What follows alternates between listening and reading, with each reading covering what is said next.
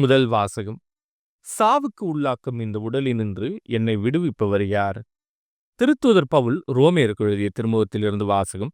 அதிகாரம் 7 இறைவசனங்கள் 18 முதல் 25 முடிய. சகோதரர் சகோதரிகளே, என்னுள், அதாவது வலுவற்ற என் ஊனியல்பில் நல்லது எதுவும் குடிகொண்டிருக்கவில்லை என எனக்கு தெரியும். நன்மை செய்யும் விருப்பம் என்னிடம் இல்லாமல் இல்லை, அதை செய்யத்தான் முடியவில்லை. நான் விரும்பும் நன்மையை செய்வதில்லை, விரும்பாத தீமையையே செய்கிறேன். நான் விரும்பாததைச் செய்கிறேன் என்றால் அதை நானாகச் செய்யவில்லை, என்னில் குடிகொண்டிருக்கும் பாவமே செய்கிறது.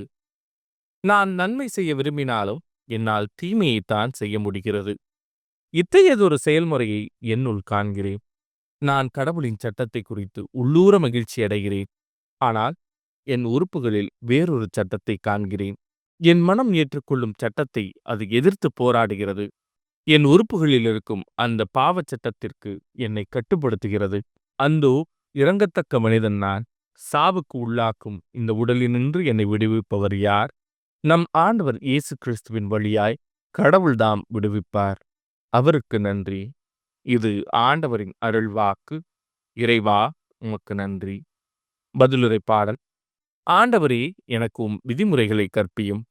நன்மதியையும் அறிவாற்றலையும் எனக்கு புகட்டும். ஏனெனில் உம் கட்டளைகள் மீது நம்பிக்கை வைக்கின்றேன். நீர் நல்லவர், நன்மையே செய்பவர். எனக்கு உம் விதிமுறைகளை கற்பியும். ஆண்டவரே, எனக்கு உம் விதிமுறைகளை கற்பியும். எனக்கு ஆறுதல் அளிக்குமாறு உமது பேரன்பு எனக்கு கிடைக்கட்டும். உம் ஊழியனுக்கு வாக்குறுதி அளித்தீரன்றோ? நான் பிழைத்திருக்கும்படி உமது இரக்கம் என்னை வந்தடையட்டும். ஏனெனில் உமது திருச்சட்டமே எனக்கு இன்பம். ஆண்டவரே, எனக்கு உம் விதிமுறைகளை கற்பியும். உம் நியமங்களை நான் எந்நாளும் மறவேன், ஏனெனில் அவற்றைக் கொண்டு என்னை பிழைக்க வைத்தீர். உமக்கே நான் உரிமை, என்னை காத்தருளும், ஏனெனில் உம் நியமங்களையே நான் நாடியுள்ளேன். ஆண்டவரே, எனக்கு உம் விதிமுறைகளை கற்பியும். நற்செய்திக்கு முன் வாழ்த்துளி. அல்லேலூயா, அல்லேலூயா. தந்தையே, விண்ணுக்கும் மண்ணுக்கும் ஆண்டவரே, உம்மை போற்றுகிறேன். ஏனெனில் விண்ணரசின் மறைபொருளை குழந்தைகளுக்கு வெளிப்படுத்தினீர். அல்லேலூயா. நற்செய்தி வாசகம்.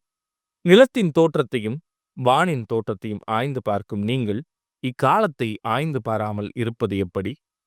லூக்கா எழுதிய தூய நற்செய்தியிலிருந்து வாசகம். அதிகாரம் 12 இறைவசனங்கள் 54 முதல் 59 முடிய. அக்காலத்தில் இயேசு மக்கள் கூட்டத்தை நோக்கி கூறியது: மேற்கிலிருந்து மேகம் எழும்புவதை நீங்கள் பார்த்ததும் மழை வரும் என்கிறீர்கள். அது அப்படியே நடக்கிறது. தெற்கிலிருந்து காற்று அடிக்கும் பொழுது மிகுந்த வெப்பம் உண்டாகும் என்கிறீர்கள். அதுவும் நடக்கிறது. வெளிவேடக்காரரே, நிலத்தின் தோற்றத்தையும் வானின் தோற்றத்தையும் ஆய்ந்து பார்க்க அறிந்திருக்கும் போது இக்காலத்தை நீங்கள் ஆய்ந்து பாராமல் இருப்பது எப்படி? நேர்மையானது எதுவென நீங்கள் தீர்மானிக்காமல் இருப்பதேன்? நீங்கள் உங்கள் எதிரியோடு ஆட்சியாளரிடம் போகும்போது வழியிலேயே உங்கள் வழக்கை தீர்த்து கொள்ள முயற்சி செய்யுங்கள்.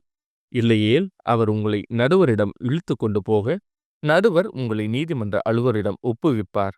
நீதிமன்ற அலுவலர் உங்களை சிறையில் அடைப்பார். கடைசி காசு வரை நீங்கள் திருப்பி செலுத்தாமல் அங்கிருந்து வெளியேற மாட்டீர்கள் என உங்களுக்கு சொல்கிறேன். இது ஆண்டவரின் அருள்வாக்கு. கிறிஸ்துவே, உமக்கு புகழ்.